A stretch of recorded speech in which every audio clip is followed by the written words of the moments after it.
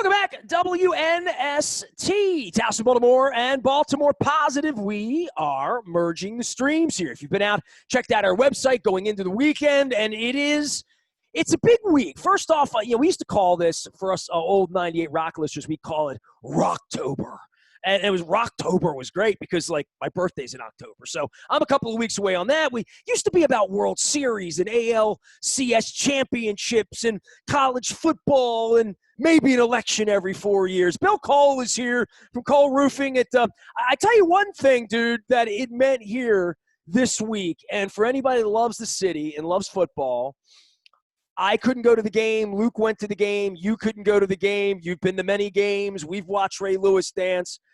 Dude, I got to tell you, for COVID and for whatever it means for America or for our city or for the future, my wife and I walked through the city from 5:05 until about 7 o'clock when I fell over one of those scooters and I busted my arm open. I was kind of bleeding, so I had to come home. And it was a rainbow. It was beautiful. But there was nobody out, dude. And, you and I talk about Baltimore and business and the people you put roofs on for. We go through this every week.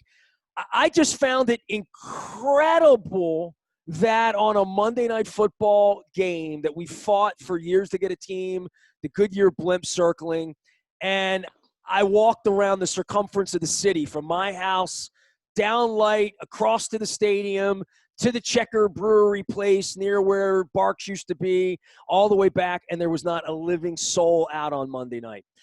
Bill Cole, welcome to Baltimore Positive. Yeah, right. It's pretty depressing. Dude, the next time that happens, there needs to be a celebration when people are elbows and asses and mothers. You know what I mean? Because I've seen that scene before, and I want that again. And I guess that's where sports and the city and where the city comes to life, right? Like on a night like Monday night. Football aside, we'll get to the game. That's a little too depressing to talk about the game. But I want to talk about what sports really does to a city and when a city comes to life, what a beautiful thing it is. I think it's amusing that as I get older, right, like the excitement of Monday night turns into lament because, oh my gosh, that game is so late. How am I going to make it? How am I going to stay up long enough to watch it or go to it? And now when you can't, it's like the most depressing thing. Right, that's the most depressing thing that you can find. I don't know. I wish, I'm sure they all guess at the kind of numbers that we miss out on when a game like that doesn't, have fans. But, we know the impact. We've talked about it, especially around the Orioles and when nobody goes to those games. The bars, the restaurants, all the activities. That's times 80, right? Like literally. That's what I did Free the Birds about when I moved downtown. I moved downtown in 3. I did Free the Birds in 6 because I saw – what I bought in 2003 was on the energy of 1996 and 97, right? And on the energy of we have a football team and we just moved downtown to, hey, man, there's 80 games and the only time people come are when the Red Sox and the Yankees show up, which is pretty much what it became at that point. Now we're open for anybody. Somebody shared a picture of the Pope at Camden Yards. Remember when the Pope showed up? The place was nuts and it was great. The pictures on the field and, it's the only pictures like that. And I think about what Billy Joel did last year, right? Or the year before that, or what you two did. The soccer games, those nights that are Light City, those things. And I really felt this emptiness on Monday that gave me more of a resolve, right? To say, all right, this better be the bottom, right? We better not have too many nights like this. We won't have too many nights like this, right? If 10 years from now I'm going to Monday Night Football games and there's nobody there and there's a blimp circling over and we're all not allowed to leave the house, there probably won't be a Monday Night Football game 10 years.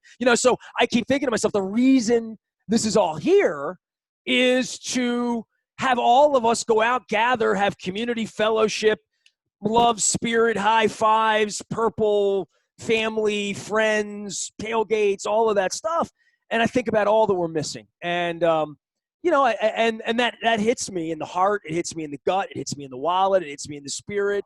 It hit me on the roof in Houston last week that we're on the cusp of a lot of changes in our world. And I hope we can get that back or some semblance of that back very, very soon.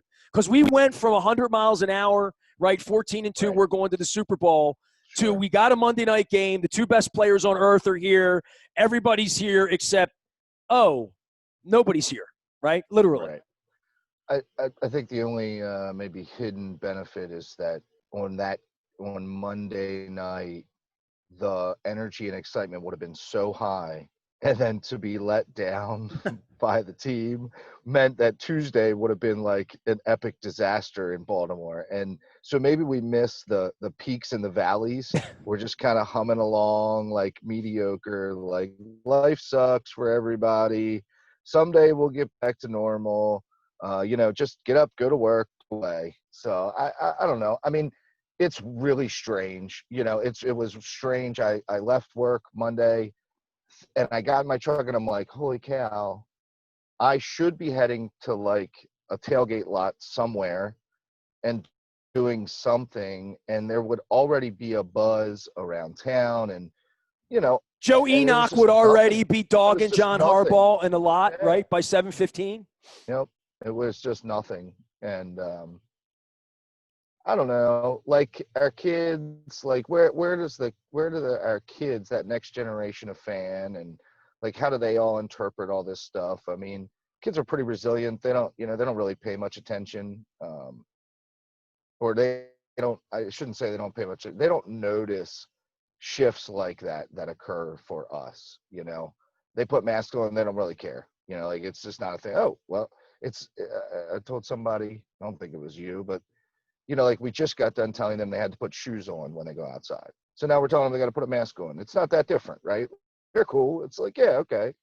So I mean, to your point, football, baseball, concerts, this is the fun part, the spice of life, right? You Well, but grind part of the to spice be of able life to is do also those coffee things. with you at Accelerant on Thursday morning, or a Wednesday night out with you and your wife having just like a normal dinner, or having you to our home, right? Or Sure. having you to our barbecue, or seeing you at the tailgate, or seeing you at the stadium, or seeing you at a ball game, or seeing you at a civic event in some way where we raise money for something, or all of those things. Bill, I did something right before you came on. I'll be honest with you. My closets are here, right? So I work out of our home studio, and my suit closets, and I just took all of my short sleeve shirts because the weather broke, right?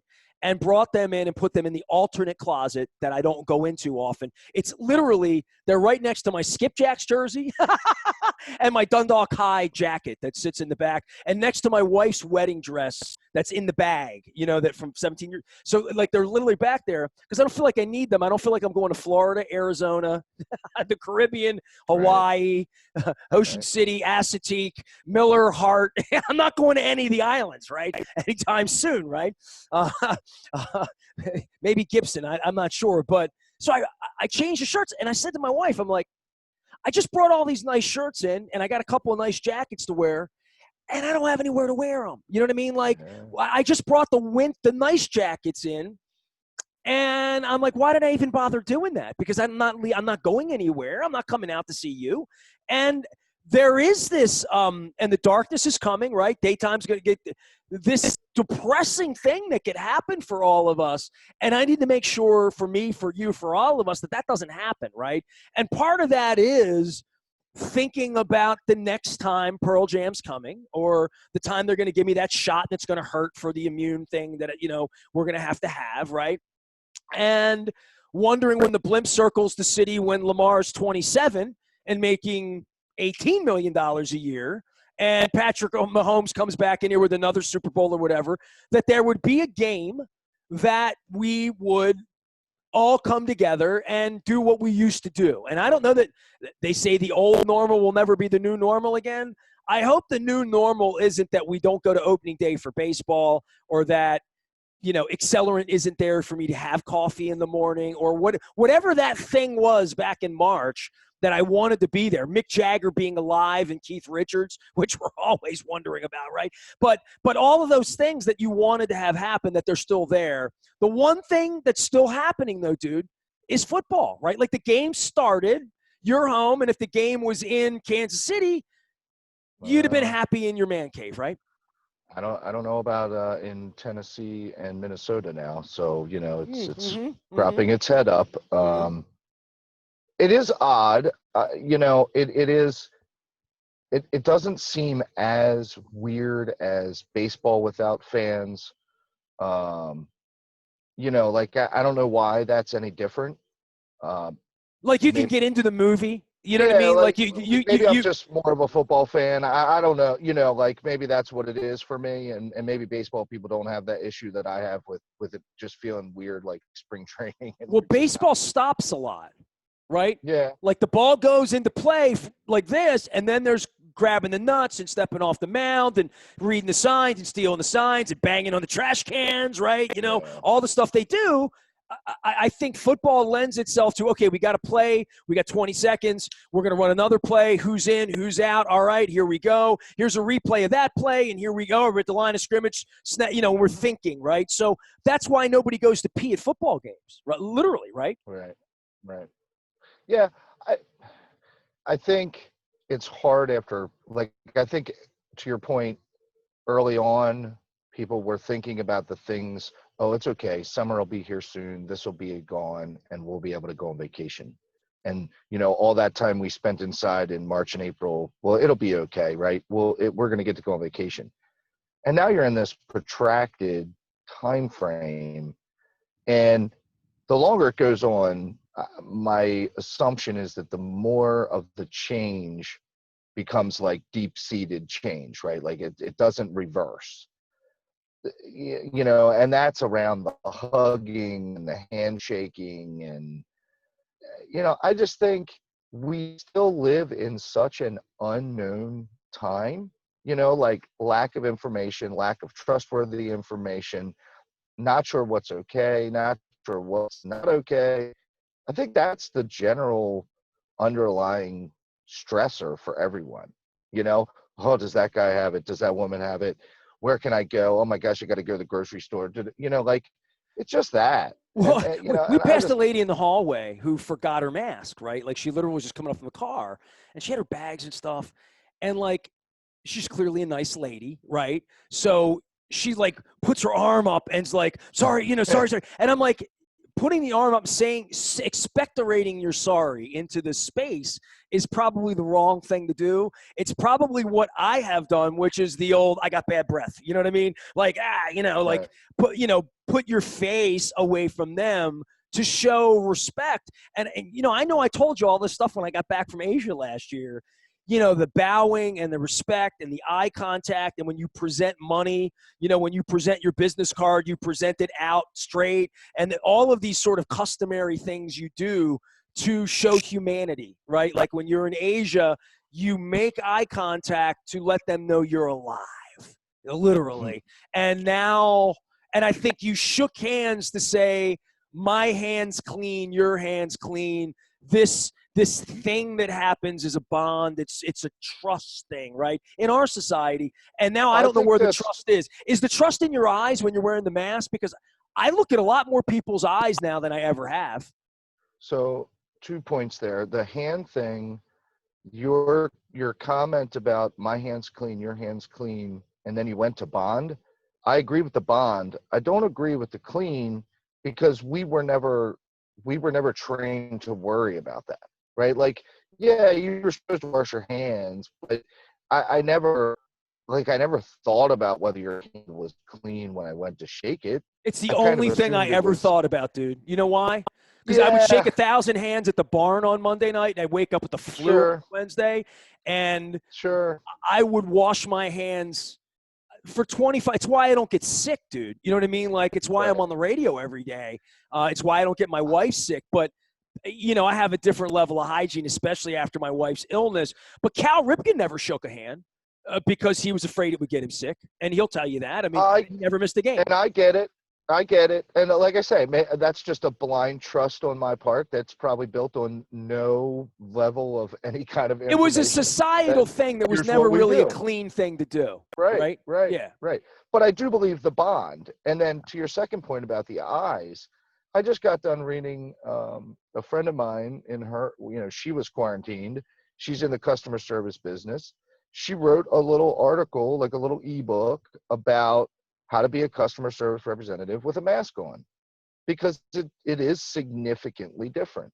Um, and she talks a lot about hand gestures and eyes, and they're like, you have to up your communication game, right? Because you can't see my mouth, you can't see facial expressions in their fullness.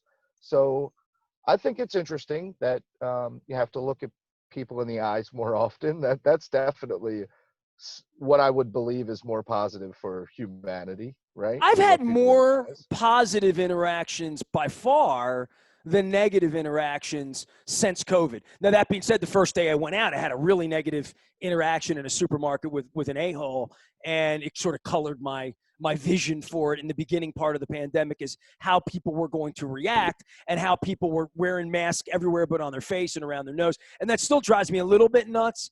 But I have had these wonderful interactions with human beings, literally just people walking their dogs in the neighborhood, literally, with masks on, because we have masks on. And I've even said to my wife, well, that was kind of a nice interaction, given like that we don't interact with anyone. We went out and Sure. sat at State Fair literally on Tuesday night with Evan Brown, who's about to open El Guapo. And he's been dealing with local government and getting it open and getting all the stuff that a business owner, has to do to get a place open in COVID, right? And it thought it would be open a month ago in the same way I thought my website would be launched a month ago, all of this, right? So everything's sort of delayed. And, I'm sitting with him. We had like the nicest little thing. We had a little cauliflower steak. And then I said to my wife, I'm like, we sat down and like ate and talked to somebody. Like, that's just cool. I mean, Yeah. and that's where we are now. It's like, man, it's just nice to like sit down with somebody you like for a half an hour. And I tell people this. I had a guest this week, Billy. And like, you're in a parking lot right now with show everybody your background on Cole Roofing. Tell me what you do at Cole Roofing before I go any further, because I do want to tell people this. Commercial roofing. We fix roofs, we replace roofs on schools, shopping centers, hospitals, all that kind of commercial business stuff. And then Gordian Energy is a solar company, and we're doing solar panels on the same type of properties, also farms and parking lots. Go ahead. And they don't cause cancer. Back to your story. Yeah, no. So Zoom. We're Zooming right now, and I'm asking of you to Zoom and everyone else in my life, right? So everyone who, when I ask them to come on the show, they think I'm radio, they call in, they're used to it. And it sounds better on the phone, and I'm trying to figure out professional mics on the other end like everybody at NBC is when they're broadcasting from their basement, right? So we're all in that way, and I'm navigating the change. And instead of lowering my bar for good sound, I just beat up my guests, right? Like you, right? And my sponsors that I drink Rofo coffee out of my mug from. So I'll say this. About 2 weeks ago, we went into football season, right? So I call all the Cleveland guys who I know really well. I call all the following week all the Houston people who I know very well, John McClain and others. And then last week was Kansas City. And these are three pretty venerable football places, right? Like, these are places we've played these teams a lot. I know a lot of people in the media. I love their towns. I can take you to a dozen places to eat in Kansas City, a dozen places in Cleveland. There are places that Houston, same, my cousin lives in Houston. I love Houston. So all of this goes on, and I'm Zooming with people. And I'm making them Zoom with me because of the new content we're creating, including what people are looking at right now. And I said to my wife at some point during the Kansas City week, I'm like, there's something very human about even Zooming for me, that I've stepped up my game, where I look at Blair Kirkhoff now. I look at John McClain. I look at you every Wednesday, and you and I've spent a year and a half on the phone together just kind of hanging out, right? But looking at people and seeing them, even when I'm not shaved, even when I'm wearing my Liberty Pure shirt here instead of my suit and tie, or my Cole Roofing hat, my hair, my pandemic, Tiger Beat 1978 Leaf Garrett hair, David Cassidy, Partridge Family hair has come back to life. But the humanity of looking at people and having them look at me has created better conversation. It's created, I think, in 20 minutes on a Zoom, after having guests on for years and years, Scott Petrak and Daryl Ryder, these people that have been guests on my show, and you go, they're Browns insiders or Chiefs insiders, or even Ken Singleton looking at me for a month, or for last month for an hour, instead of the way we were doing it. The Zoom thing has created a different kind of not only like etiquette and like having to get a mic that works, but I've been able to look at you in the way that like the old phone call here, like didn't it reach out and touch someone and all of that, that there is something about this that creates a touch in a different way. Yeah, I think that the important part for the consumer of that content is that we have to be able to listen to it like video helps you create better content, and I totally agree with that. I think conversations go much better, when we can't be in person. At least we can see each other.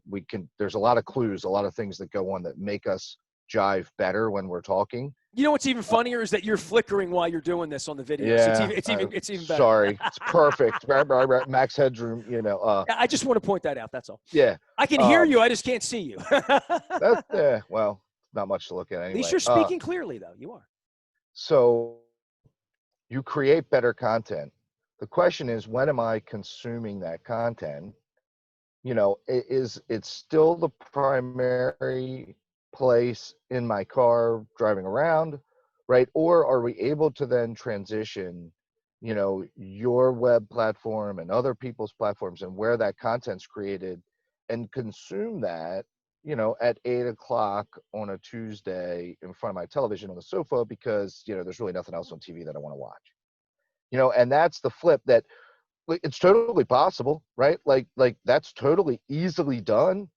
I just don't think anyone's trained to necessarily, like, they go to their phones for that content, and they might be sitting on their couch looking at their phone. Well, I don't know that we've made that leap to where we're consuming, web-based content. They don't realize that that's what Netflix is, or that that's what these other streaming services are. And how do we get people to realize they can go to your website sitting on their couch on their smart TV and then start learning and listening to things that are actually connected to their daily lives? Whether Well, and it's I their think we're all sports going to team, get much more connected to local, right? Like I think, sure, and the more I talk to local businesses, the more I talk to our friends over at Guinness, any restaurant in the area, any attraction, having the friends on from Ladue Gardens, this week to do something they're doing, that everything, there is no more Disney World or Paris or even a $20 bus ride to New York, right? There is, hey, you live here. There's the Chesapeake Bay over there, and there's the mountains over here, and there's a vineyard over here at Bordy, and there, that we can do more local things to discover. Like my wife and I discovered that there's actually a pond in Patterson Park, and I know you and I talked about that a couple of weeks ago. There's a zoo in Baltimore City that is open, that has, pivots too strong of a word, right?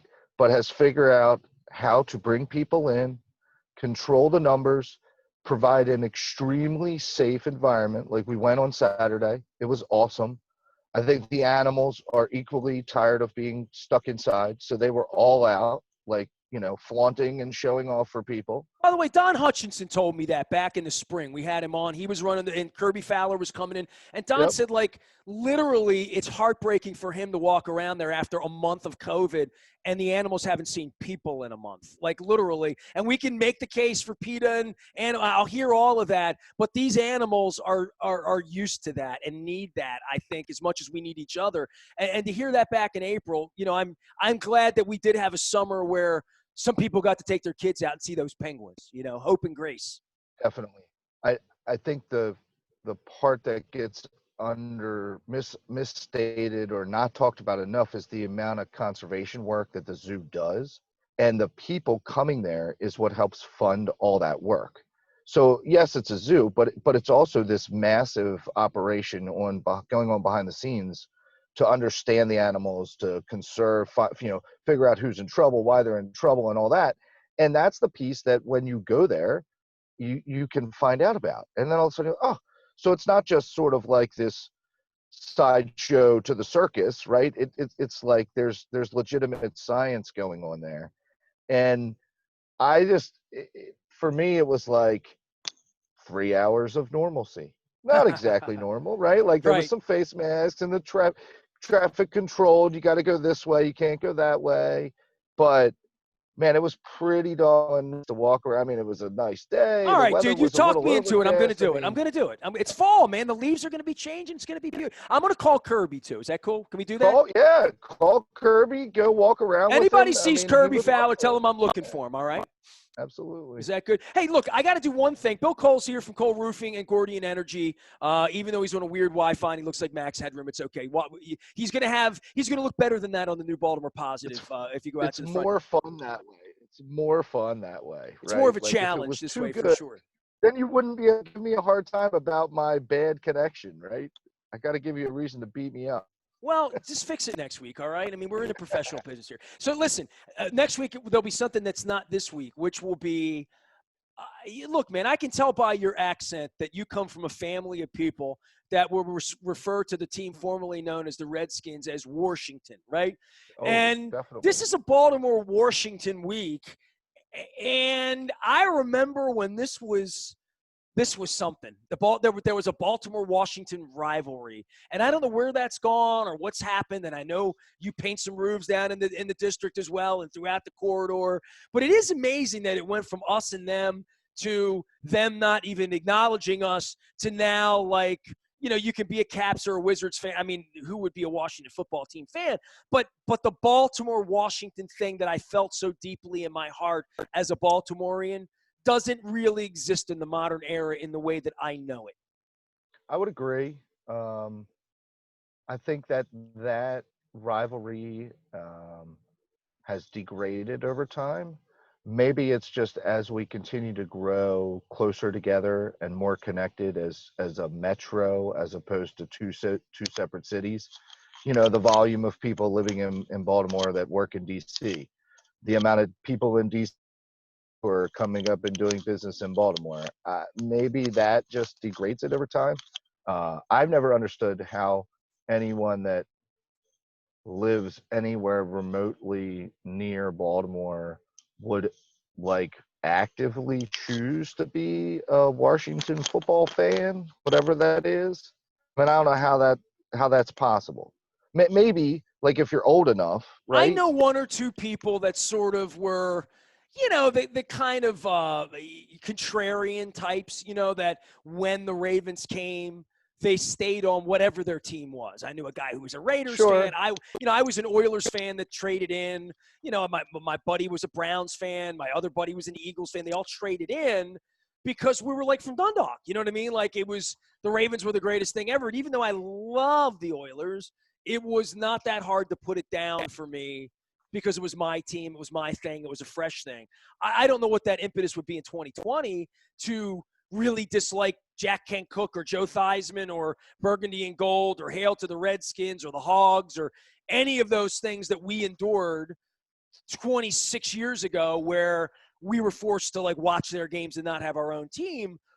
But yeah, this is supposed to be a week that, gums up some sort of regional interest, and I ain't feeling it. But maybe it's because we're in the Now, middle of a and plague. I don't know. well, that's the point, right? So just as long as they play, right? That's the standard, just as long as they play, right? Because Minnesota, Tennessee, I don't know what's going to happen there.